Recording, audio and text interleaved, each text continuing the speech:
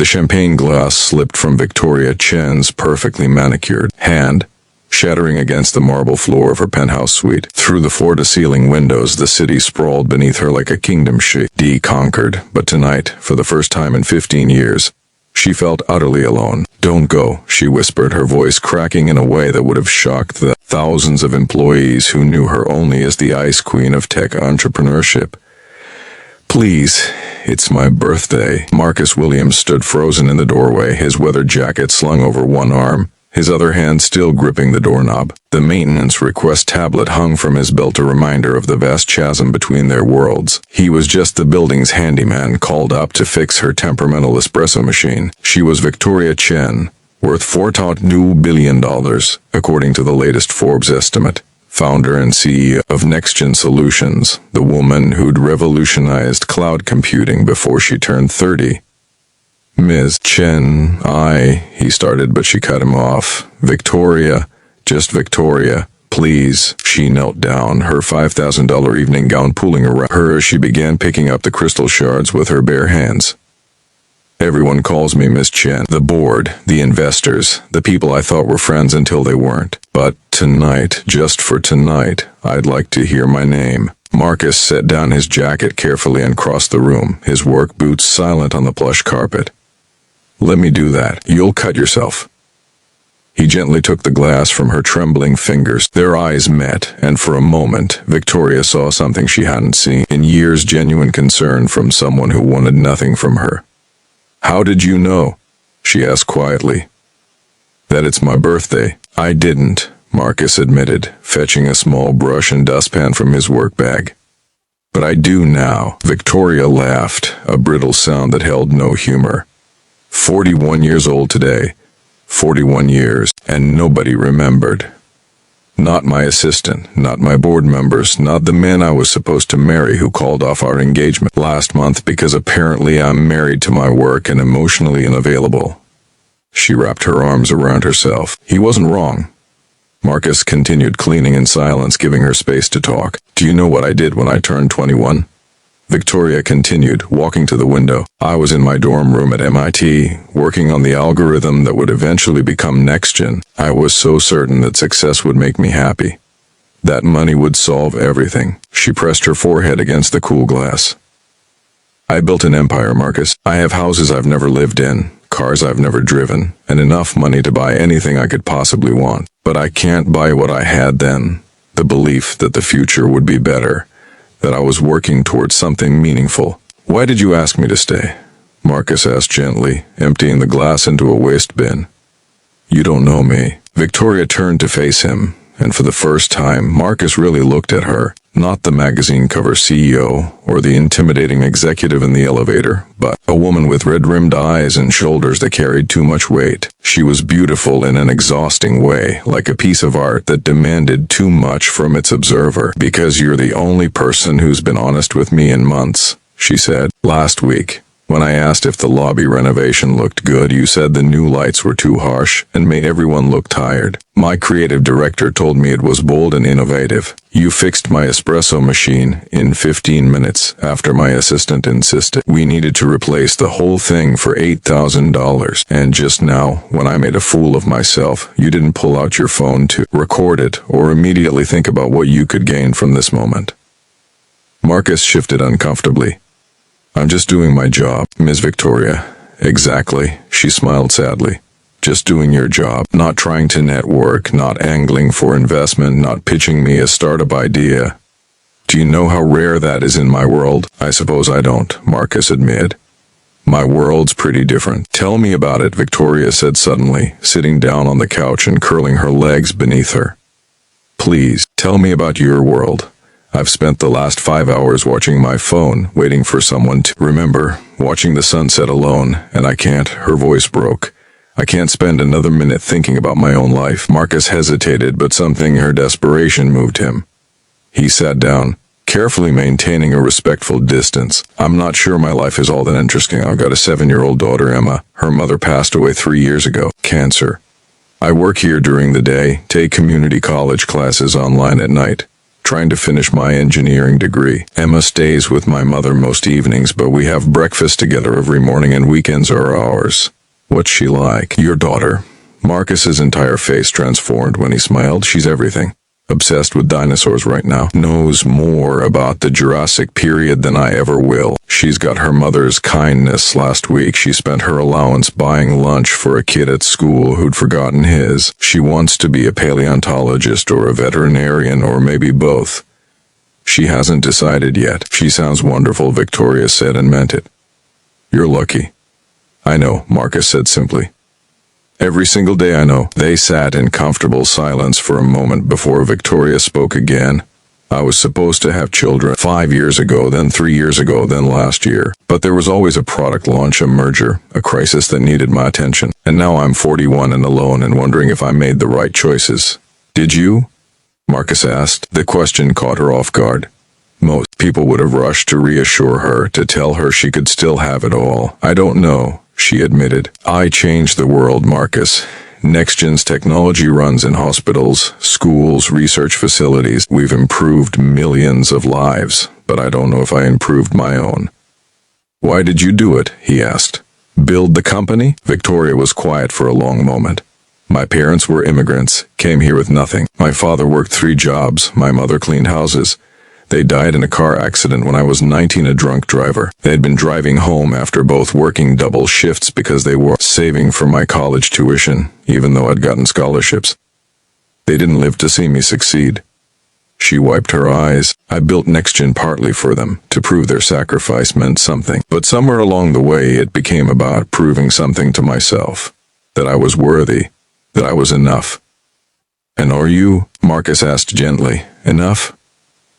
The question broke something open in Victoria. Tears streamed down her face, and for the first time in years she let herself really cry in front of another person. Marcus didn't move to comfort her, didn't offer empty platitudes. He simply sat with her in her pain, present and solid. When the tears finally subsided, Victoria laughed shakily. God, I'm sorry. This is mortifying. You came here to fix an espresso machine, and I've trapped you in my existential crisis. You didn't trap me, Marcus said. I chose to stay. Why? Victoria asked. Why would you choose this? Marcus considered his answer carefully. Because 3 years ago, on my first birthday after my wife died, I was alone with Emma.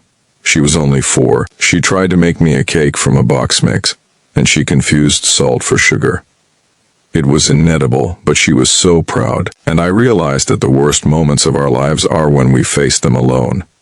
The best moments too, actually. Everything's better when someone witnesses it with you. I have no one to witness me, Victoria whispered. You have tonight, Marcus said. And you have me, for what it's worth. I may not be much, but I'm here. Something shifted in the room, a subtle change in the air. Victoria stood up and walked to her state-of-the-art kitchen. Have you eaten? Not since lunch, Marcus admitted. Good. Neither have I. She opened her refrigerator, stocked with organic produce and expensive ingredients that her personal chef had prepared. I'm going to tell you something that would scandalize my lifestyle magazine profiles. I can't really cook. I mean, I can, technically, but I haven't in years. Would you help me? They spent the next hour in the kitchen, and for the first time in as long as she could remember, Victoria felt present in her own life. Marcus taught her his mother's recipe for chicken and dumplings. Laughing when she measured ingredients with scientific precision, she told him stories about the early days of NextGen. When she'd worked out of a garage and survived on ramen and ambition, he shared memories of his wife, of Emma's birth, of the small joys that made life worth living. You know what Emma asked me last week? Marcus said as they ate at Victoria's dining table that usually remained pristinely unused. She asked if I was lonely. 7 years old and she's worried about me. Are you? Victoria asked. Lonely? Sometimes, he admitted, but I've learned there's a difference between being alone and being lonely. I'm alone a lot, but I try not to be lonely. I've got Emma, my mom, a couple of good friends from work. It's not much, but it's real. I'm surrounded by people all day, Victoria said. Hundreds of employees, board meetings, social events. But I'm desperately lonely. How does that happen? 'Cause none of them really see you, Marcus said. They see Victoria Chen, the billionaire, the CEO, the success story. But they don't see Victoria, the woman who's trying to figure out if her choices made sense. Who's grieving the life she didn't choose. Who's human and hurting and hoping for something more. You see me, Victoria said softly. I'm trying to, Marcus replied. After dinner, Victoria brought out a cake that her assistant had ordered, a massive, elaborate creation that tasted more like obligation than celebration. Marcus found a single candle in his work bag left over from fixing a tenant's lighting fixture. He stuck it in the cake and lit it with his lighter. Make a wish, he said. Victoria closed her eyes. For years, her wishes had been about the company's successful launches, higher stock prices, industry recognition. Tonight, she wished for something different. She wished for the courage to change, to find the balance she'd lost, to become the person her younger self would have been proud of. She blew out the candle. What did you wish for? Marcus asked. You're not supposed to tell, Victoria said. But I'll give you a hint. It wasn't about money. They talked until past midnight. And when Marcus finally had to leave, Emma would be up early. And Saturdays were their special days. Victoria walked him to the door. Thank you, she said, for staying, for listening, for being exactly what I needed tonight. Happy birthday, Victoria, Marcus said with genuine warmth. As he turned to leave, Victoria made a decision. Marcus, wait. Would you and Emma like to come to the Natural History Museum next Saturday? As my guests, I'm on the board, and I happen to know they have a new dinosaur exhibit. And after, maybe we could get pizza? Normal, regular pizza, not the artisanal kind that costs $40. Marcus smiled. Emma would love that. But Victoria, you should know I'm not interested in your money. I can't offer you connections or opportunities. I'm just a guy trying to finish his degree and raise his daughter. I know, Victoria said. That's exactly why I'm asking. The following Monday, Victoria did something she hadn't done in 10 years. She canceled her afternoon meetings. Then she called her executive team and announced she was taking Fridays off. The shock was audible through the conference call. The company won't collapse without me for 1 day a week, she told her horrified assistant. If it does, then I haven't built it properly, have I? She started volunteering at a community center on Friday afternoons, teaching basic coding to underprivileged kids. She had dinner with Marcus and every other Saturday. She joined a book club made up of people who had no idea who she was professionally. She started therapy, finally addressing the grief she'd buried about her parents, about the life she'd sacrificed on the altar of success. It wasn't a complete transformation. She was still Victoria Chen, still CEO, still driven and ambitious. But she learned to hold her achievements more lightly, to see them as part of her identity rather than the entirety of it. She learned that success without connection was just loneliness with better furniture. 6 months later, on a Friday afternoon, she sat in the community center watching one of her students successfully code her first program, a simple game, but the girl's face lit up with the same joy Victoria had felt decades ago in her dorm room. Emma ran over, backpack bouncing.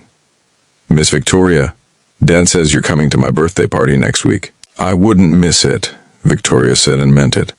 Marcus appeared, work clothes traded for casual jeans. Ready? They walked through the community center together, Emma chattering excitedly about turning 8. Victoria felt a peace she'd never experienced in any boardroom, any gala, any magazine interview.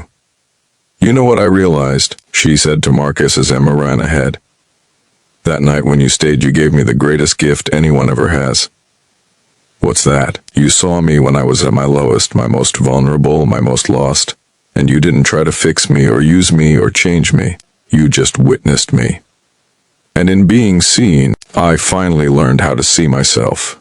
Marcus smiled. That goes both ways. You reminded me that everyone's fighting battles we can't see. That success and struggle aren't opposites. They're often intertwined. That the woman with everything might need help just as much as anyone else. As they left the building, Emma grabbed both their hands, skipping between them. Victoria looked down at the little girl, then at Marcus, then at the sunset painting the sky in shades of gold and rose. She had everything she'd worked for, the company, the wealth, the recognition, but this simple moment of connection, of being part of something smaller and more human than any empire, this was what had been missing.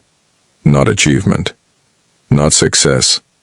Not even happiness exactly, just the profound, irreplaceable gift of being truly known by people who asked nothing of her except to show up, to be present, to be real. On her 42nd birthday, Victoria didn't spend the evening alone. She celebrated with Emma, Marcus, his mother, and the friends she'd made over the past year. Her book club, her students, the people who'd taught her that wealth measured in relationships was worth infinitely more than any bank account. When Emma asked her to make a wish, Victoria didn't need to think. She wished for more nights like this, more moments of connection, more courage to keep choosing the messy, complicated, beautiful work of being human over the cold perfection of being successful. She wished to never forget what she'd learned on that birthday night when she'd been broken enough to ask a stranger to stay, and brave enough to let him see her truth. And as she looked around the table at the faces of people who'd become family, she realized the wish had already come true.